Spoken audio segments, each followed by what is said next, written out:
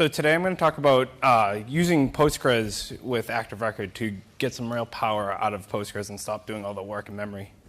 I'm Dan McClain. I'm a partner at Dockyard. On GitHub is Dan McClain, _Dan McClain on Twitter because somebody's camping that out with a spam account. So the reason why I love PostgreSQL is because of all these advanced data types and all these powerful features that we can take advantage of. We can use arrays natively in Postgres. We can use HStore or hash store, so you get key values in there, and that's also come into JSON. We also get ranges as well, which we can do reservation systems with if we wanted to and make sure you're not double booking rooms. Some other powerful features that we've used on client applications is windowing functions. We can do ranking for results. There's table inheritance inside of Postgres, so you can have dryness in your actual database tables, as well as there's schemas, which allow you to silo your data, so you can have multiple databases within a single database. So that way, you can silo your multi-tenant application. So what I'm going to talk, there's going to be three features of Postgres I'm going to talk about to solve 4 problems or to rewrite 4 problems in ActiveRecord. The first one I'm going to talk about is arrays. Arrays work with any data type given in Postgres, and that even goes with the user-defined one. So if you can define your own data types inside of Postgres, and you get array support out of the box.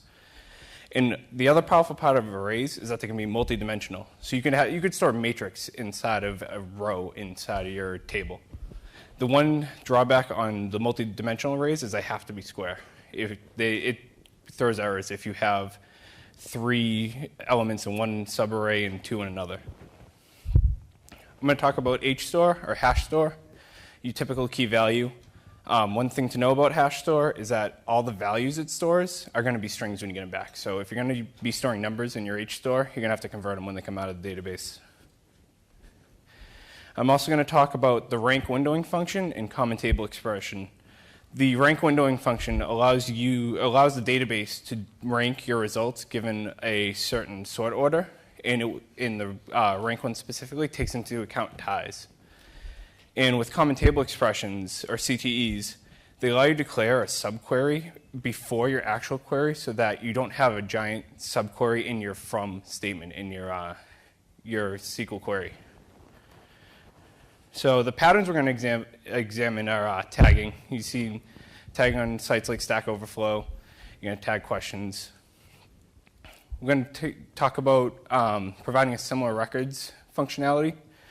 The example I'm showing here, you're looking at a credit card. It has a list of similar credit cards. These are manually populated.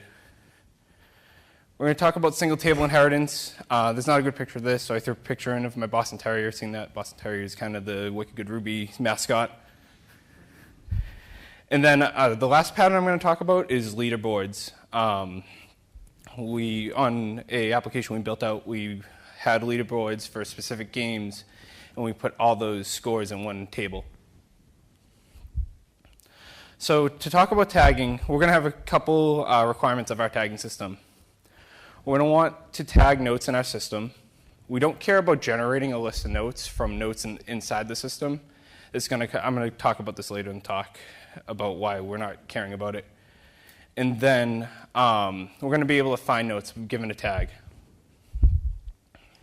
So typically the way you'd build this in ActiveRecord or in Rails is that you'd build out a many-to-many relation between notes and tags. You'd have your join table in the middle, go notes tags.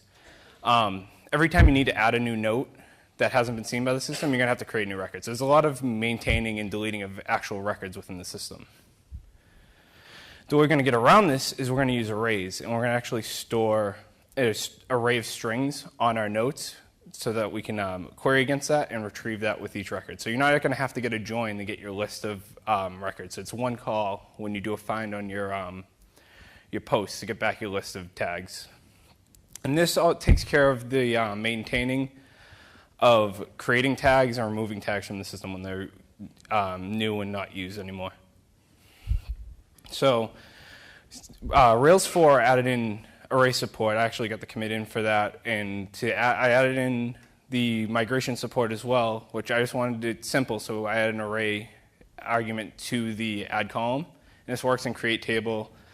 I'm pretty sure it works in change table. I'll have to double check. But all you need to do is add array true to your migration. It now creates an array column. So now we have arrays on our notes. We're going to need to find the notes based on these tags. There's a couple ways we can do this in Postgres. One is using an any function, which I'm going to go over the syntax of that call. It allows you to check your array and see if any of the elements of that array are the same as the value you're checking against. The other one we're going to check or use is the contains operator. There's a contains and contained within. We're going to go over the contains. So to use the any function, you actually have to put the clause in the clause. You're going to have to put the tag you're looking for to the left of the argument. It's part of the syntax of the any argument. And so you'll do where useful, I want any element in the tags array on notes. The problem with any is that it doesn't use indexes, so you can assume bad performance with it. We can use the contains operator, which will check to see if the array on the left contains the array on the right.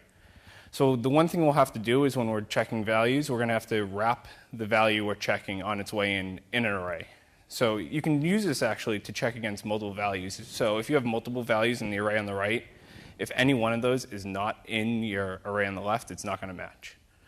And this can take advantage of the gin index, which is the global inverted index, which actually indexes the values within the array element. And on my MacBook Pro, I saw a 50 times speed performance in the testing I ran. So adding gin index is easy. Now with Rails 4, they added in an option for indices to use the database provided methods. So we just say using gin when we add our index on the notes. So I did some benchmarking on my machine. I put 100,000 notes in there. Each had 100 tags. I had 10,000 possible tags you could choose from. There was a performance boost once you did a one table scan of the table, because then the whole table's in memory. So there was a small difference in time there. And running this on an SSD and a regular hard drive shows a huge performance. I think it was at least 4 times slower the first time through when I was running on my Mac Mini at home. So I did some performance on this. I ran the typical has many. So if you have a note in your database or a tag in your database and you call .notes, I grabbed the SQL that it generates and ran that through explain analyze in Postgres. And the first run was about 370 milliseconds, and then since that query gets cached by Postgres, it jumps down to 13 milliseconds. So any query you're running in Postgres is going to get cached, and you'll see a performance boost that way. But you really don't see a performance boost at all using any, because you're not using any of the indices available to you, and it's kind of slow compared if we go back to see the regular way. We're not gaining anything by using array there. But the difference came when you were using the contains operator, because if you don't index it, it operates like any. It's slow. But once you index it with the gin index, it's faster out of the box than the old way of doing it in Rails with a main-to-many relation. So to recap the results, has many gets kind of close after you run the query once, but the index array runs pretty fast. So it's a couple of drawbacks of using arrays to store your tags. The big one is that you can't create a tag cloud. It is a pain in the butt to grab the tags off a bunch of arrays, off a bunch of elements. I was trying to run it on this machine with my 100,000 notes. You have to get the arrays for each one, then convert that into single elements, and then run distinct on it. I wasn't getting it to run in a couple minutes on my machine. So if you're going to be creating tag clouds, you're either going to want to use something like Redis to keep track of your tags outside of the database, or you're going to want to create a model. The other drawback is gin can be kind of slow to update because it needs to insert into the index a record for each key that's extracted. So each value in your array needs to get pushed into the index. This can be mitigated with fast update, but there's some drawbacks using fast update itself. And a couple notes on some of the benchmarking I did. The cache definitely matters on your database. And even just warming the cache of the whole table made a performance increase across the board with all those queries.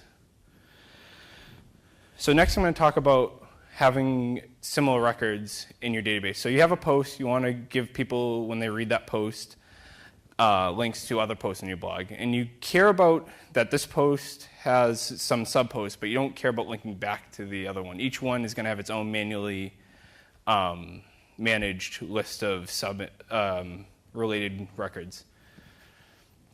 So the only way we do this would create another table, we'd create another model for similar posts. It would have a post ID and a similar post ID. You'd have your has many through relation on that table. So you'd get post.similarPost would give you back a list of posts. We can use arrays to store the ID of the posts we want as similar records, and then fake out and has many type relation using that array of IDs.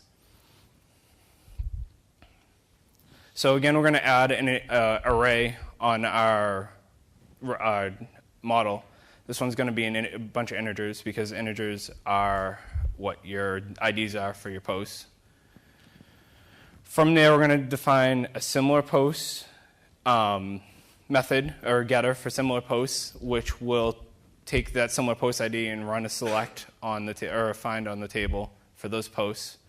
We're also going to provide a similar post setter, which will map the posts that are passed in and give it set the IDs in that similar post IDs. So it's pretty simple code. It's a one-line apiece. The one to be aware of was for similar post IDs, we reject out values that when they get turned into an integer equals 0. With creating forms around this, you have the potential of getting empty string coming back to your model. And so if you add in this right attribute for similar posts and reject out 0, which is the integer for empty string, they'll take care of that issue. So now that we have those methods, we can act like it's a ActiveRecord or a has many attribute. So you can see if we call some post.similarPost, we get an array of posts back. The one thing with arrays in really any post or ActiveRecord attribute is that if you're doing a destructive modification, in this case we're appending using the less than syntax, Rails won't see that change. It happens inside of actual relations with has many because they're wrapping that in a proxy. But even if we weren't doing this in the case, going back to the tags example, if you try to append on a tag with the less than, it's not going to match it. It's not going to see it. So what you're going to have to do, the easy way around this is just use plus equals, which is actually calling the assignment, which will mark the attribute as dirty. The benefits of why would you want to do this? It's just one is another way to do it from has many. You're not going to have a set of records to maintain anymore. You get one call to get your list of IDs from it. And the next steps to make this even better is we could actually have that has many setter and getter we set return a proxy class that will allow us to do array appends and all the other stuff that we get with regular has many syntax or has many relations. So I'm going to talk about single table inheritance now. Single table inheritance allows you to have one base table and have subclasses from that you can that all are stored in that one table. And typically, when you'd have a single table inheritance and you want to add on attributes for those inherited classes, you're going to want to build out some type of profile that gets added on as a relation to the or belongs to a relation towards the subclass, so that way you can store out all these attributes that may or may not apply to all your subclasses of the single table inheritance. But we can use hstore to actually store these values in a key value store within that. So you have one table, it doesn't care about all the different attributes each subclass has, it's going to store all those values the way we want. So we're gonna need to enable HStore. In Postgres, it isn't turned on by default. It's an extension. Rails 4 added the enable extension call that you add to your migration that allows you to turn on HStore. So I took an example from Joe Him at DevMind. He wrote this blog post for Rails 3.2. I modified it to use with Rails 4. He was using the ActiveRecord Postgres HStore, which you don't need anymore since Rails 4 supports HStore natively. So we're going to have our member class. It's going to be our superclass of all the inherited tables, or all the inherited classes. So if you see, we have a username, the type, which we need for the single table inheritance, and we're going to have an HStore column of data. That's just going to store all attributes that we're going to create down the road. So from there, it's a lot of code, but really what it's doing is when you call HStore adder, and there's a slide, next slide is going to show this. When you call HStore adder, or HStore accessor, it's going to take the column you're going to store it in and the name of the attribute you want to create. And it's going to create a getter and setter that writes to that HStore attribute, or the HStore column, and marks that column as dirty. So we have a user class. It inherits from a member. It's going to have an email and an age. So we just use the HStore accessor module we include into ActiveRecord base. That allows us to create attributes on the model. And now that we have attributes, we can write validations against them. So now you can validate your custom attributes that you're storing in this single table. If we want to create another class, we just inherit from member again. We provide a different attribute we want to create. And we won't be able to get back to the email one because it's defined another class, but we can get to our Twitter handle and the username from our superclass. So the limitation, like I mentioned before, is that HStore values are stored as strings.